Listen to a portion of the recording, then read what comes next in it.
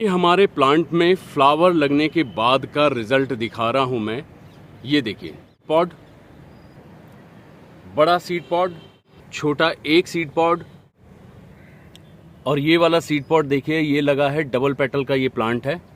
ठीक है, कई लोगों को डाउट रहता है कि डबल पेटल वाले में सीड पॉड नहीं लगते, तो ये वाला सीड पॉड देखिए, ये डबल पेटल में लगा है। ये सीड पॉड हमारा अब मैच्योर होने की कगार पे आ चुका है। यहाँ पर सीड पॉड, यहाँ पर सीड पॉड, इसमें भी आप देख पा रहे होंगे कि ये जो है एक सीड पॉड, ये है एक सीड पॉड पीछे की तरफ खड़ा हुआ दिखाई दे रहा है। और इस वाले प्लांट पे तो तकरीबन ये 7-8 सीड पॉड बने हुए हैं, पीछे भी लगे हैं। तो आखिरकार ये सारे सीड पॉड जो है बन कैसे रहे हैं, कौन सी ऐसी विशेष मैं युक्ति आजमा रहा हूँ कि जिससे ये सीड पॉड बन जा रहे हैं, और बहुत ही आसानी से मैं सीड पॉड बना पा रहा हूँ। चाहे हाइब्रिड प्लांट हो, चाहे वो नॉर्मल प्लांट हो, उस पे मेरे सीड पॉड आसानी से बन पा रहे हैं। देखिए, मैं अभी आपको एक छोटा सा क्लिप इस वीडियो के साथ में दिखाने जा रहा हूँ, जिसमें आप हैंड पॉलिनेशन का जरिया जानेंगे।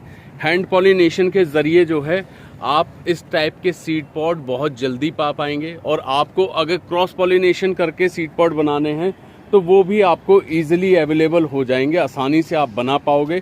और आपकी मनपसंद जो आपके पौधे होते हैं ना, ये हाइब्रिड वाले जिन पे डबल पेटल के प्लांट लगते हैं, ऐसे प्लांट के डबल पेटल के फूल वाले जो प्लांट हैं, उनके ऊपर भी आप आसानी से जो है बढ़िया सीड पॉड जनरेट कर पाएंगे।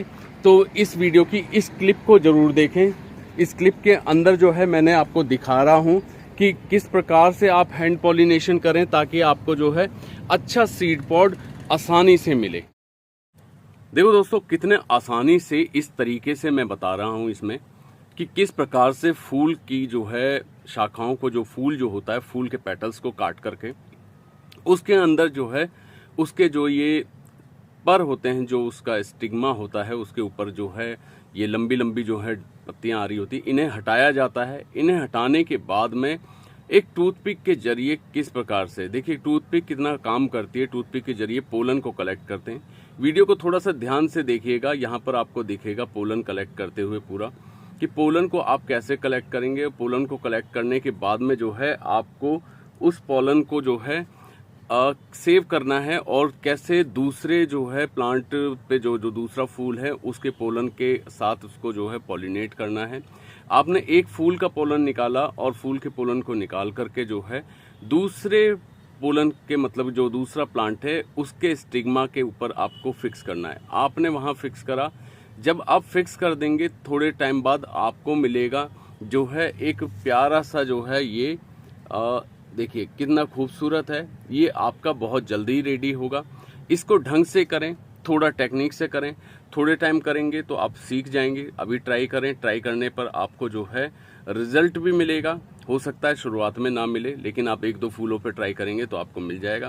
क्रॉस पॉलिनेशन भी इसी जरिए से कर सकते हैं। आप सेम वैरायटी में कर सकते हैं और अननोन वैरायटी में भी कर सकते हैं, कि आपने जो है इस टाइप के पिंक और इस टाइप के हाइब्रिड, जो ये इस टाइप का हाइब्रिड है, आपको यहाँ से भी आप यूज़ कर सकते हैं कि आप इस हाइब्रिड का पोलन निकाल करके जो है आप इस वैरायटी में अगर डालते हैं, और इस वैरायटी का पोलन अगर आप उधर पे शिफ्ट करते हैं तो यकीनन आपको वैरायटी चेंज होकर मिलेगी। इस तरीके से क्रॉस पॉलिनेशन कर सकते हैं, तो आप तरह तरह के नई वैरायटी के अपने लिए फ्लावर तैयार कर सकते हैं।